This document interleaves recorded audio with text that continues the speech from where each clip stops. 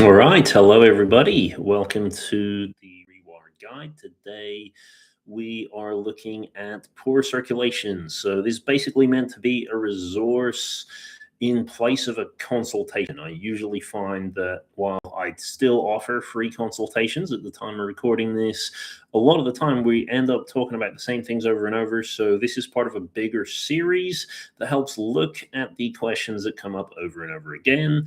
If you're interested, just search my channel for the Rewire Guide playlist. There's a bunch of other videos for a bunch of other topics if you might be interested in any of them. So today we're talking about poor circulation, and this maybe isn't one that people come to me specifically for, but it's one that comes up quite a lot while I'm working with people. Very often people just sort of resign themselves to like, oh yeah, I just have poor circulation. That means that I've got kind of perpetually cold hands and feet, or my extremities seem to change color a lot of the time. I've got maybe varicose veins and things like that because the blood is used to pooling in certain places, and all of those things tend to be something that you can actually do something about before it becomes like a major problem. So, once you are dealing with things like varicose veins, and if you're dealing with like quite a lot of pain in the extremities, then I would probably recommend that, you go get that checked out with a doctor. But one of the top solutions that is always championed is movement when it comes to improving poor circulation. And it kind of makes a lot of sense because movement increases your heart rate. That's pumping your circulatory system into action. So it does make a lot of sense that movement's going to be the key. I'm going to be talking about a bunch of different things that can be potentially helpful. Not all of them are going to be movement related, and I'm just going to give you kind of my best knowledge as to all of the fields that you might want to look into. Obviously, if you resonate with anything that is movement related here, we can potentially work afterwards, but not everything is going to be movement related. So just to prepare you for that. All right, so let's get into number one. So we'll start with the less movement inclined things, and that is the lifestyle changes. So it is very common for certain things to actually damage blood vessels. And the kind of top contender there is going to be smoking. So if you are somebody who smokes, it is worth knowing that your circulation stands to gain massively from your giving up that habit. Okay, so that 100% is true for kind of tobacco cigarettes. I don't know the research on vapes, but given the research that is coming out with vapes being potentially as or more harmful, especially around the lungs and things like that, I would imagine that we're probably going to see similar things when it comes to negative effects of vapes on circulation. Anything that kind of affects the lungs, if it's affecting how you're breathing, then that is going to affect your circulation down the line. Toxins coming into the lungs, if they can get into the bloodstream along with the oxygen, then that has the potential to cause damage to blood vessels, particularly in smaller blood vessels. And then when they get damaged, it becomes much easier for things like cholesterol to build up. And that is kind of where you see some of this poor circulation coming from. So smoking is kind of like a top contender. The other thing that you may want to look into is nutrition. So obviously, breathing is only one side of the kind of fueling and circulation equation. The other is what you're eating. All of your food and nutrients travel through the bloodstream in order to be delivered to the cells. And so, if you're eating a lot of highly processed foods, then changing that actually can have a really positive impact to your circulation.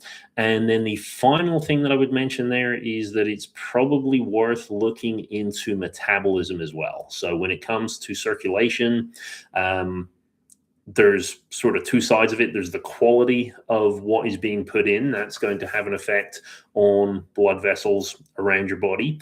But also, how much and how long is that fuel being delivered to different parts of the body for? Your metabolism is basically how quickly your body is converting all of these nutrients and food sources into energy. And that can have an impact also, not just on your energy levels, but also on your circulation as well. So if you're taking in, let's say somebody with low thyroid function is taking in a lot of calories, but the brain is deciding not to convert all those calories into energy, well, then we've still got a similar problem where there's too much stuff being transported around that doesn't really have a proper use and doesn't really have places to go. Now, hopefully most of it gets filtrated and it just gets excreted out of the body, but not always a guarantee for everything, and potentially can lead to some problems as well. If you're interested in looking at how to improve your metabolism, I would highly recommend the book How to Heal Your Metabolism by Kate Deering. So Kate has quite a lot of experience with nutrition research. Also, apparently, I've heard a Z Health coach as well. So for those of you who don't know, Z Health is where I've done quite a lot of my training when it comes to the brain's relationship with the body. They're kind of considered top of the game when it comes to brain-based training methodologies, and they've even influenced quite a number of other fields, a lot of sports fields. I believe quite a lot of people in the Carrick Institute for chiropractors, and more people every year are becoming influenced by Z Health. So that's a top recommendation for that book from me.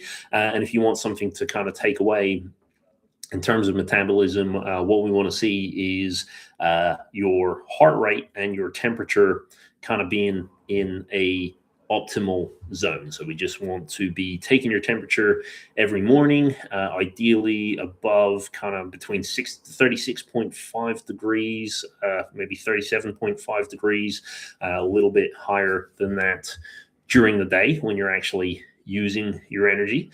And then a good heart rate for actually delivering the fuel is going to be, I should really know this one, but it's slipping away from me, is around about 80 beats per minute. I don't know what the upper kind of range, upper and lower ranges, maybe 70 to 100, something like that. Again, gonna have to Google that one. Maybe I'll put it in the description if I remember. But the idea is basically, if your heart rate is too low, then it's not transporting all these nutrients that you're breaking down. So that can potentially be a sign that your brain is not converting all of the fuel that you're intaking to energy. So actually a slightly higher resting heart rate is not a bad thing, as long as it's within that kind of comfortable range. So that's kind of the main stuff that's maybe a little bit outside of my jurisdiction, like outside of my boundaries, let's say. Now we'll get into the slightly more movement related things. The first one we're going to talk about is going to be blood pressure. So obviously, blood pressure is going to be really closely linked with circulation. Blood pressure is basically how wide or narrow your brain chooses to constrict the arteries and veins, so that, when they're wider, there's less pressure. So if there's more fluid moving around, then we want things to be opened up a little bit more. That's normally, after you've eaten something, then you want to have wider blood vessels. Blood pressure is going to drop a little bit, and that is one of the reasons why, when you eat, actually resting is the optimal state, because when this fuel's getting pumped around your body, it's going to be easier to do that when we've got more space to transport it around. Then when we are starting to use our energy, maybe we want to be transporting the fuel around much, much faster, then the blood vessels are going to narrow. That creates a more pressurized, like a power hose, and then the fuel can shoot around the body much, much faster. Okay. Then obviously we've got complications that come with this. So it is possible for people to have blood pressure that is too high or too low. Now, I haven't really been working with too many people with circulation issues from low blood pressure, but it is quite possible, and we'll talk about that a little bit in the movement side of things, because that's when you're going to find that blood might be pooling and not able to kind of travel back up in certain places. You might find, like gravity is winning the war instead of the pumping action of the heart. But a real concern is especially high blood pressure. When your blood pressure is too high, then this runs the risk again of everything becomes too narrow. Any kind of cholesterol or any kind of buildups you've got around the cell walls causes blockages, and this causes blood not to be able to get to certain blood vessels. And then over time, those are going to become damaged. Maybe they're going to die out. And this means that now your circulation is restricted. And where you're going to find that especially is going to be places like the hands and feet, where, hands and feet are a little bit more sensitive than the rest of the body. So they have more things that need to be fueled up. There's a lot more nerve receptors, etc. And you find if there's less blood flow getting to that area, then it's not possible to fuel all of those things at the same time. And that's one of the reasons why, you find that, as well as like cold hands, you find that maybe your hands and feet aren't able to work completely as well as they might have. And blood pressure is absolutely a number one thing that we want to look at there. Now, when it comes to blood pressure, couple of different things I'd recommend with looking at from a movement standpoint. So number one is training the vestibular and balance systems. Anytime that your balance systems in the body are not working well, the body's stress levels go right up, and that's going to have a negative impact on blood pressure.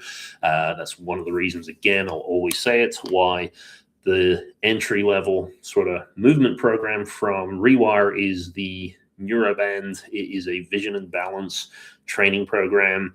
Basically, we see balance issues crop up all the time, anywhere and everywhere, possibly because it's something that hasn't been researched really, really well and really, really in depth, especially when it comes to movement. It's only more recently that technologies come around that can actually look at that stuff. But also your balance works under your conscious level of awareness. So your balance can be getting worse and worse day on day, and you don't really notice it until you have like a big kind of wobble or a big problem where it becomes apparent to you that suddenly you don't have the movement capacity that you did before. So working on balance, one way that you can see stress levels drop and thus blood pressure drop as well. The second course that we released was around grip strength, and turns out grip strength actually can be a nice way to lower blood pressure as well, particularly grip sort of endurance, where you kind of hold your grip not at your maximum range, but maybe about 50% or maybe a bit less, 25 to 50%, squeeze and just hold for a couple minutes. And basically what happens there is almost like an extremities effect. When you tighten your grip really hard, blood pressure actually goes up a little bit, and the brain responds to seeing the blood pressure go up by forcing everything to relax really, really hard. And so it gets like an amplification of the signal to lower your blood pressure. And then the final thing that I will say when it comes to blood pressure, if you are aware that you've got high blood pressure in the first place, it might be worth testing side to side. Okay, so generally blood pressure is supposed to be tested side to side. So your blood pressure can be different on each side of the body. And generally, to save time, this just isn't done. So people just take blood pressure from one side, always take it from the same side, and then you get consistent results.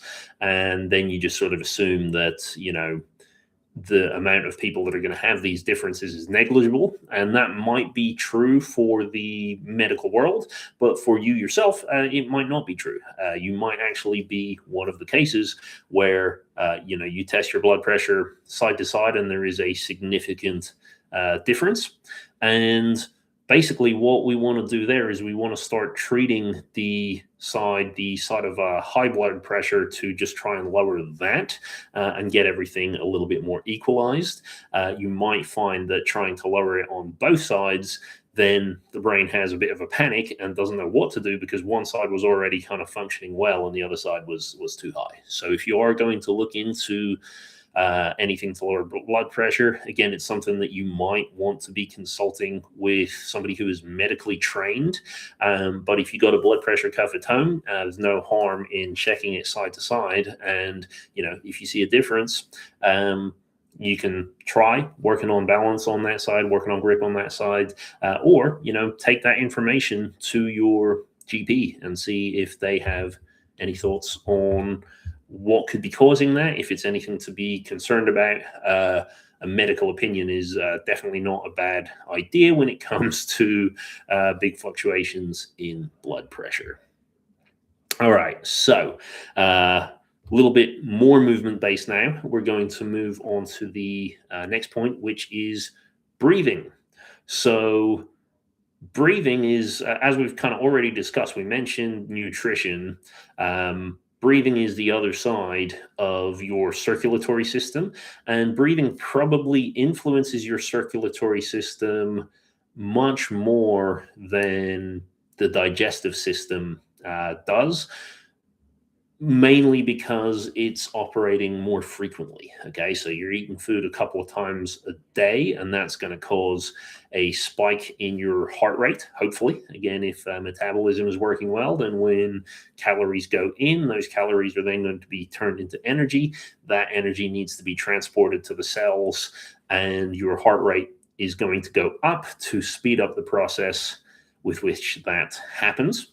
But when it comes to fuel, the other side of fuel is actually oxygen. So glucose is the energy source. Oxygen is like the little catalyst that makes the explosion happen for the glucose to turn into some kind of energy. So your brain basically needs to transport both of those to the cells. So we need the actual fuel source, the glucose, and then the oxygen blows it up, and that creates the kind of chemical reaction that causes the energy to be produced. Now, if we think about this, then we know that when you breathe in, that's when the oxygen's coming in. When you're breathing out, that is when the oxygen is leaving the body. So what we can deduce then is similar to the digestive system. If fuel comes in, heart rate goes up. Well, when you breathe in, heart rate's going to rise. When you breathe out, heart rate is going to drop. If you ever worn a heart rate monitor for any period of time, you'll know that it really doesn't stay very consistent. Like it's always going a little bit up, a little bit down, a little bit up, a little bit down. And there's probably a little bit of a lag in how the heart rate monitor is reading things, but that's essentially what's happening. Every time you breathe in, your heart rate goes up. Every time you breathe out, your heart rate goes down. And that's going to have an impact on your circulation. So when heart rate is down, things aren't circulating maybe as well. When heart rate's going up, things are circulating a little bit more.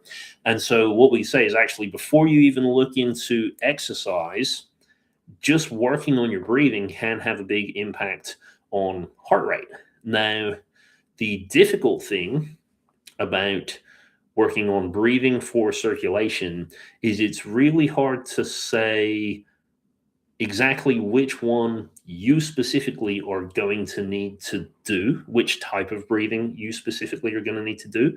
So, generally, what I like to tell people is if you're not going to work with somebody, you're not going to, if we're not going to work together, you're not going to consult a medical specialist to look at this, then you probably want like a light touch of all different types of breathing. Okay. And the three big ones basically, if you imagine, there's some people do deep breathing practices. Okay. So where you're doing taking really big deep breaths in. Now this can be really, really good for some people because what happens when you do a big deep breath? Heart rate goes up, and that's going to cause more circulation. More circulation increases the chances that the circulation is going to go to all of the places that you need it to go that it's not getting to right now. So, if you've got cold hands all the time, deep breathing, in theory, is going to speed up that process of getting the blood to the hands, and that's going to help warm them up.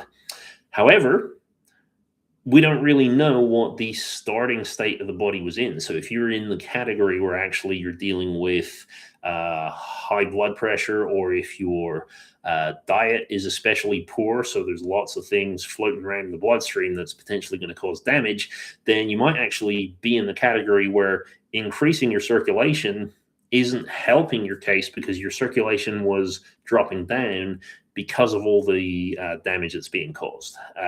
So for some people, I've specifically found when it comes to like ADHD and things like that.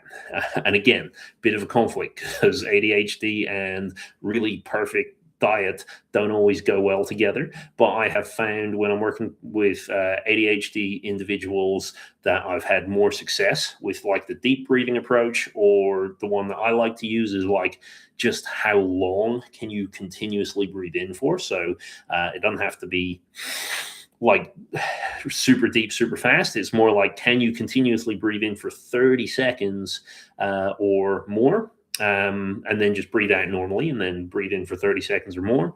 That can work really, really great. However, if you're dealing with these more kind of underlying issues around like diet, nutrition, stuff like that, you might find that you would be in the one of the other categories. Okay. So second category is then what if we actually slow the heart rate down? This is going to be more useful in cases of like high stress and things like that. Actually, if you can start to calm yourself and actually lower the heart rate for some period of time, you get the stress levels to drop a little bit, and then your brain is going to actually allow blood flow to more of the extremities. We'll touch on stress later, but basically, having a practice of long exhaling, being able to breathe out for a long period of time, actually can be really good for lowering stress levels, getting the heart rate to slow down, and that can be really useful as well. If you want to, you could even combine the two together. So if you search my channel for the breath expansions, follow along. It's a little exercise where you breathe in for 1 second, out for 1 second, then breathe in for 2, out for 2, in for 3, out for 3. And if you keep going for 10 whole minutes, you end up doing a 24-second inhale, 24-second exhale. And so you've essentially just done like a little cardio workout for your heart without actually moving, because your heart rate's going up, up, up, up, and then it has to go down, down, down, and then it's got to go up, and then it's got to go down. You get a little bit of a workout for your heart without going through all of the uncomfortable exercising parts. That can be a really great tool for improving things, especially if you're not sure like what your main sort of problem or issue is. Then the final thing that I would recommend looking at when it comes to breath work is going to be something around the oxygen advantage method. So that is basically breath holding exercises, and more specifically breathing out and then holding your breath. So in the oxygen advantage, they breathe in normally, breathe out normally, and then hold. Some people go more extreme. They say like deep breath in and then keep breathing until you got no air left in your lungs, and then you're going to hold. Again, find the one that makes you feel good. Don't find the one that makes you feel awful, and you can't go too far wrong. Basically, when it comes to that kind of oxygen advantage stuff, that can help your brain realize that it needs more oxygen in certain places, and then it starts, tells the kidneys to create more red blood cells. Also lets you deal with more carbon dioxide in the bloodstream, which can have changes to the blood pressure. So those breath holding exercises can be really useful as well. So that's it for breathing. Next up, we're going to talk about actual movement. Okay, so hopefully you haven't found the title of this video too misleading as of yet. I said to improve with movement. I consider breathing to be a kind of movement. Working on blood pressure actually involves movement as well. But here we are with the sort of main movement. And when it comes to what kind of exercises will improve circulation in the body, generally the kind of stuff you want to go for is the stuff that doesn't spike stress levels too hard, but that does get the heart working harder. So this will be similar to what we talked about in the Rewire guide for ADHD. We want really light cardio exercises. Anything light enough. Imagine if you were to go out for a run, let's say, and you get back into the house after the run, and your flatmate is there, and they say, "Oh, I wish you had told me. I would have gone for a run with you." If your response is, "Okay, well, I'm up for going again," then that is the kind of intensity that you want for this like light cardio. If your response is like, "Oh, no, I'm not doing that again. Wait till tomorrow," then it means you've probably gone a bit too hard. You've spiked stress levels a bit more than we would like for this kind of ideal scenario. But anything where it's like you're pushing, feel like you're pushing yourself harder, but you're not pushing yourself to any kind of limit or any kind of extreme, doing as much of that kind of movement throughout your week as possible is going to be the game changer when it comes to movement and exercise for circulation. Doesn't particularly matter, from my experience anyway, it doesn't particularly matter which type you go for, whether it's, weight bearing, whether it's something like cycling or swimming. It seems like all of these can actually be really useful. However, there is a little caveat to that, in that another thing that can be really useful for improving circulation around the lower limbs is bouncing. So your circulatory system, your heart is basically a pump. And the idea of having a pump is that when the heart beats, when it kind of contracts, that pushes all of the blood in the body around in its little chain or circuit that it's in. And that should ideally be enough to get the job done. There's other kind of like systems, like circulatory systems, I guess, like the lymphatic system in the body, that doesn't have its own pump. So it's basically dependent on gravity. If you go upside down, all the fluid drops one way. When you go the right way up, then the fluid goes the other way. So you do cartwheels over and over again. Your lymphatic system's loving it because everything's getting kind of sloshed around, and it's got little valves to make sure it all goes in the right direction.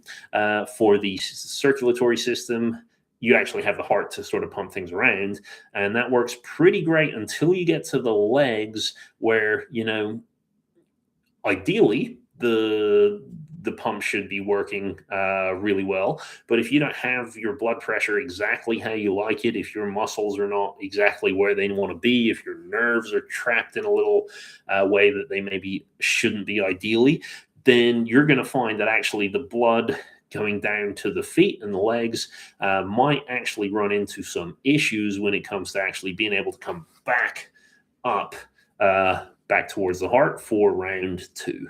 And one of the things that we can utilize then is contractions from other muscles that are going to like pump and squeeze the blood vessels. And this is actually how the lymphatic system mainly works, by the way. So when you move, all of the muscle contractions around all these little lymphatic vessels for waste disposal, they contract, and that pumps the pumps the lymphatic vessels.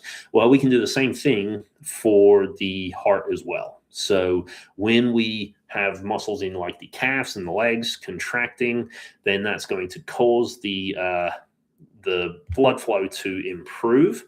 And one of the easiest ways we can do that is anything that has like impact on the feet or impact on the legs.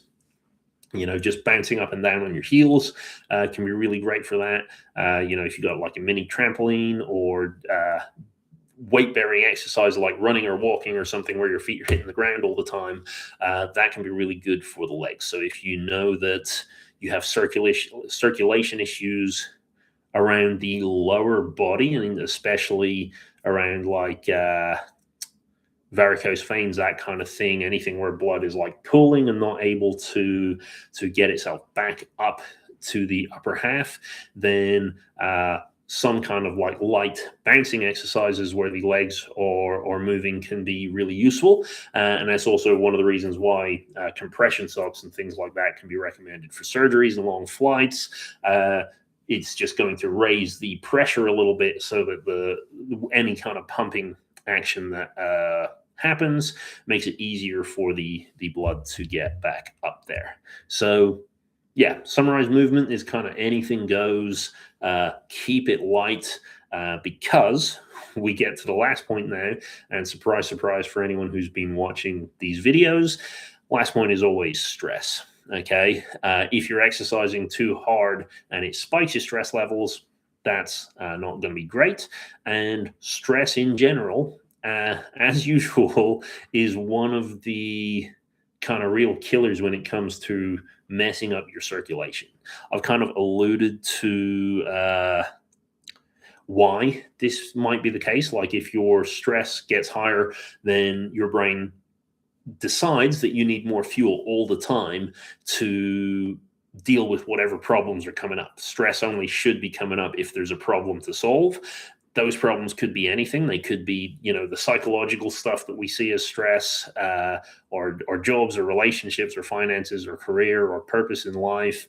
It could be the physical stuff. So the vestibular system we've already talked about. It could be how the muscles are working. It could be something that's happening in our walking pattern that's like causing like pinching of the nerves or causing load not to be transferred really well. Stress can be coming from anywhere, and the more problems we give our brain to solve, the more fuel it feels like it needs to use, and therefore it's going to raise the heart rate, raise the blood pressure, cause stiffness in the joints that now makes it harder for the circulation to move around. And then the final thing that it does is it says, you know what? The most important stuff, if we want to survive, is everything the head down to the kind of waist. All of that stuff's the important stuff. Everything else doesn't really matter as much. I can lose an arm, I can lose a leg and still survive. I can't lose a liver or a kidney or a brain and still survive. So it's going to start drawing blood away from the extremities and it's going to pull it into the center.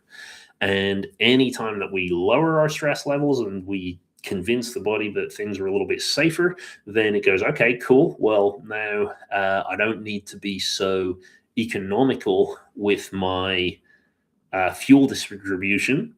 So I'm going to say, okay, give more to the hands, give more to the feet. This is going to be, things are going to be fine. So I don't need to worry as much. So the usual thing that I tell people is when it comes to stress, any single problem that you solve around what might be stressing you, so anything in the psychological box, anything in the physical box, the more of those little things that you pull out, stress is, if you just imagine like a big bucket full of a stress hormone, that's essentially all it is. So stress isn't the nature of the problem, it's just your body's response to the problem and how your body plans to react to the problem. So you sort out a debt that you owe, the resting levels of stress are going to drop down a little bit, even if that's not your main problem in life. You improve your foot mobility and that improves force transmission all the way through your body. The resting stress levels are going to drop down, even if, you still have, you still hate your job and most of the rest of your life. stress levels are now down a little bit, and you'll be able to react and tolerate a lot more things better. But the physiological benefit is that it is going to help improve circulation around your body. Uh, that being said, again, this is an experiential thing. I'm not quoting like reference, like research or anything here, but I've tended to find when it comes to circulation issues, when I've given people drills and exercises, the more successful ones that people have reported being helpful have all been things around calming down the conscious mind. Okay, so when it comes to other things, I usually say like physical stress, anything that's like stress coming from your body is the low hanging fruit that you want to tackle. With circulation, I think I've found that actually it's more about the frontal lobes of the brain. And with that in mind, the better thing that we can be looking at is meditation. Okay. So, like I said, with stress, take it how you like. Anything that you solve, any issues with stress that you solve, you lower the total level of stress in the body. But people have reported that the kind of more meditation styled exercises, the more emotional regulation exercises, the more kind of calming or focusing the conscious mind, the better the results they've reported to me with circulation. So that's what I'm going to pass on to you. Okay. So meditation might be the one to look into when it comes to stress for circulation. Again, try it out. Or if you already know that that's not going to agree with you, going to make your stress levels worse, then, as I said, figure out which one is the one that you are willing to tackle, because anything that you do is going to have an impact. It's going to make a difference. So I think I'm going to leave it there. That is the kind of main topics covered, I believe, when it comes to movement for circulation. And there's many other things. So like I said, this is another one where, do refer yourself out to somebody who is medically trained. I can't reiterate enough, that is not me. My job is to help with movement, but don't be surprised when you go see your doctor. They are going to say, hey, exercise is going to be helpful. If you do want to look into exploring which different types of exercise to have the biggest impact at the fastest rate, then book yourself a session with the links below. If you want to take things at your own pace as well, pretty much all of the Rewire online courses at this point are actually pretty useful when it comes to circulation. So we've mentioned that that balance from the Neuroband course is going to be helpful. Some grip strength exercises actually can be good from the blood pressure side of things, and also for like frontal lobe cognitive functioning. Movement of your hands is really just a strong stimulation of the brain's frontal lobes. And then finally, the meditation course for the stress levels. So all three, again, there's a reason I put them out in these kind of orders. There's a reason I'm making these kinds of videos. These things come up time and time again. So if you want to tackle things all on your own, you can look at those three courses. There's a discount for buying the whole bundle, which will get you all three courses, as well as all future courses that are in the works, which include things like memory and pain. So definitely worth a look. So I will end it there. Thank you very much for watching. Let me know in the comments if there's anything else you would like me to tackle for Rewire Guide, or any questions at all that you have. Thank you.